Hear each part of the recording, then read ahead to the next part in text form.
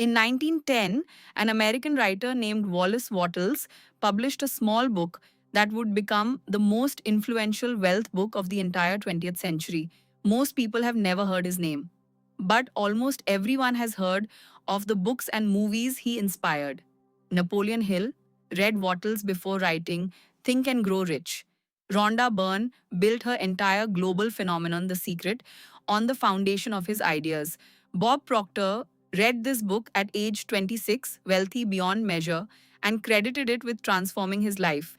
The book is called The Science of Getting Rich, and Wattles believed wealth was not luck, not talent, not even hard work.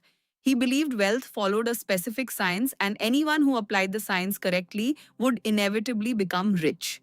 He said this with the same certainty a chemist would describe a reaction. Wattles was not a mystic. He was a struggling, sick, often poor writer who spent decades searching for the truth about prosperity.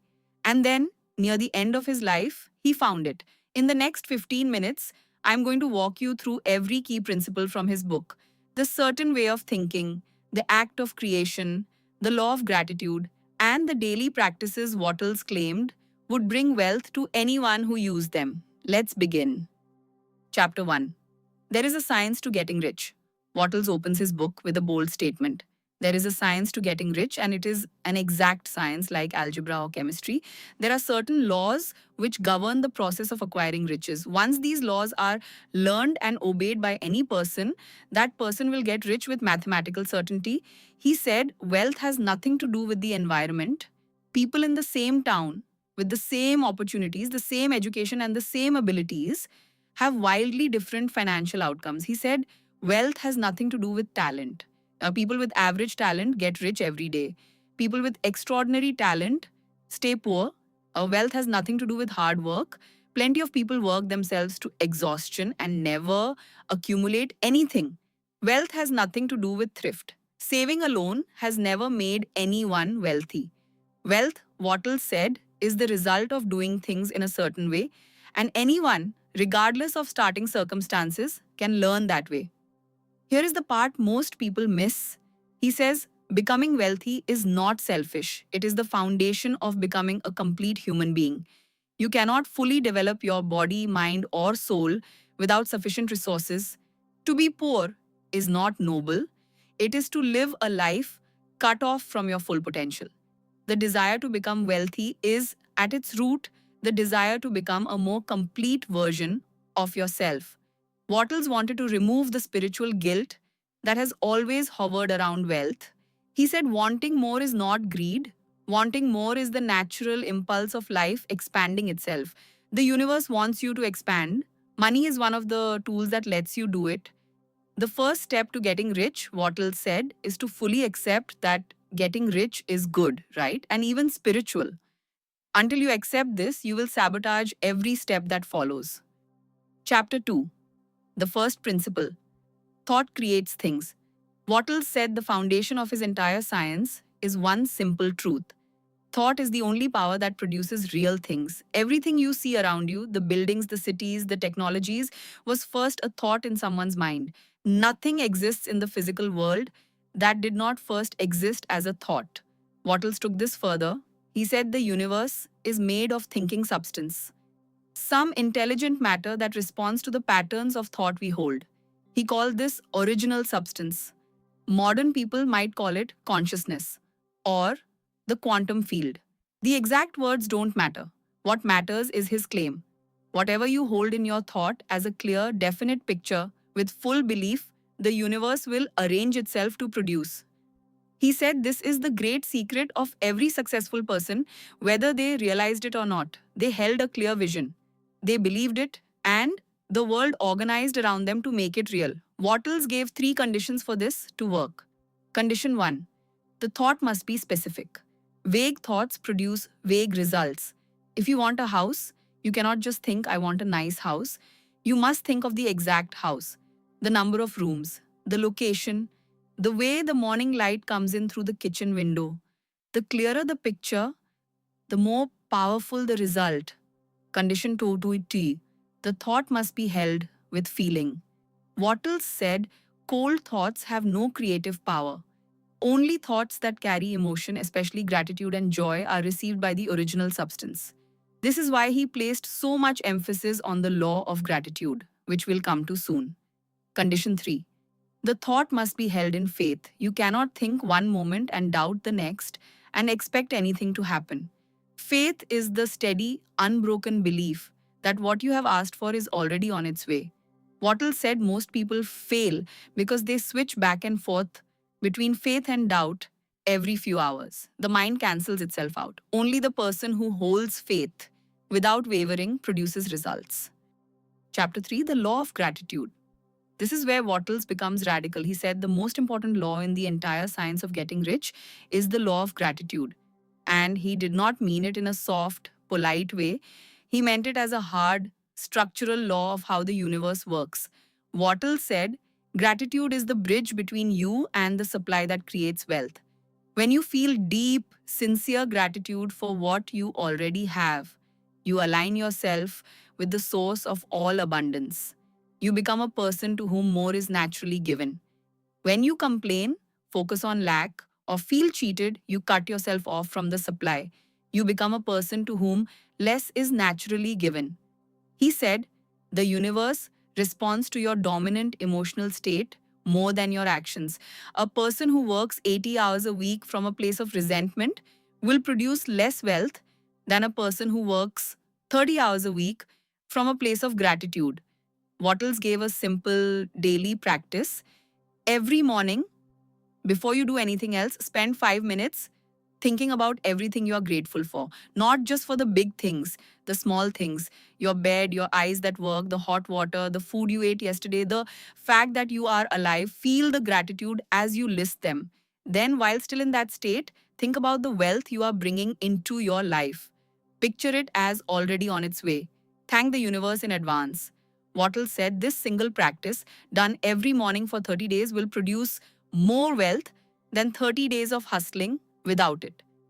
The reason is mechanical, not mystical. Your dominant emotion shapes your perception, your decisions, your interactions with others, and the opportunities you notice. When you are grateful, you see possibilities everywhere. When you are resentful, you see only problems. Gratitude changes the lens through which you see your entire life, and the world responds to the lens you bring. Chapter 4, Acting in the Certain Way. Wattles spent the second half of his book on action. He was not a passive thinker. He believed thought without action was useless. The universe responds to thought, but it requires you to act on the thought. Wattles said most people make two mistakes with action. Mistake 1, they act in the wrong place at the wrong time on the wrong things. They waste enormous energy chasing opportunities that are not aligned with their inner vision. Mistake 2, they wait for the perfect future opportunity instead of acting fully on the present opportunity. Wattles said the secret to right action is this: you cannot act in the future, you can only act now. Therefore, the question is not, what should I do tomorrow? The question is, what is the most powerful action I can take with what is in front of me right now? Whatever job you have, do it with full presence. Whatever skills you have, use them with full effort. Whatever circumstances you find yourself in, act in them with the certainty that you are becoming wealthy. Wattles said this attitude is impossible to fake. People sense it. Opportunities flow toward people who carry this certainty into their daily work. He gave a striking example. Two men work the same job. One does it grudgingly, dreaming of escape. The other does it with full focus, knowing it is a stepping stone to his future. The second man is promoted. The first man stays stuck, not because of skill, because of the energy each man brought to the work in front of him. Wattles said you must do every day everything that can be done that day. Not more, not less, every day. Done in this way, your present circumstances begin to expand around you. Doors open, people notice you, money flows toward you. He said by thought, the thing you want is brought to you. By action, you receive it. Both halves are required. Chapter 5, The Impression of Increase. This is one of Wattles' most original ideas. He said when you interact with another human being, you should leave them with the impression of increase. Meaning, every person who deals with you should walk away feeling that something good was added to their life. They should feel slightly more abundant, more capable, more hopeful, more energized. Wattles said this is the secret to attracting wealth through other people. Most people even unconsciously communicate the opposite. They communicate scarcity. They complain about money, about work, about the world. They make others feel slightly worse. And those people in turn do not bring opportunities back to them. He said, wealthy people are almost always people who carry an atmosphere of increase. They make you feel better when you are around them. They make you feel that something is possible. And so the world arranges itself to send wealth in their direction. The practice is simple. In every interaction, ask yourself, is this person leaving better than they came? In every email, every conversation, every business deal, every meeting, the question is the same. Am I adding to them or subtracting? Wattles connected this directly to wealth. He said, the universe rewards people who give increase to others. Not because the universe is moral, because the very act of giving increase puts you in the inner state of abundance.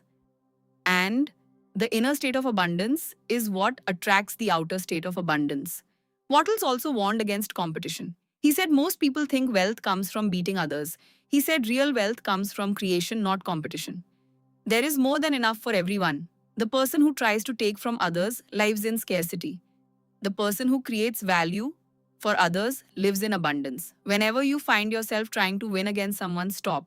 Switch your mind back to creation. What can I bring into existence that did not exist before? That is where real wealth lives. So here is the full picture of the science of getting rich. Wealth follows a science. Anyone who learns the science can become rich. Thought is the original creative force. The universe is made of thinking substance that responds to clear, specific, faith-filled thought. Gratitude is the bridge that connects you to abundance. It is not a soft virtue, it is the most powerful daily practice in the entire science. Action must follow thought. Do every day everything that can be done that day with full presence and certainty. Leave every person you encounter with the impression of increase. And finally, never compete. Always create. Wattles believed every word he wrote. He believed it so strongly that he organized his entire life around it in his last years. And the people who read his book, applied its principles, and succeeded include some of the most famous wealth teachers of the past century. The Science of Getting Rich is over 110 years old, but it reads like it was written yesterday. And the principles are exactly the same today as they were in 1910. Think clearly, hold faith, practice gratitude, act in the present, leave people better than you found them. Do this consistently, and Wattle said the result is mathematical. Follow Bliss Minds for more book summaries that change how you think.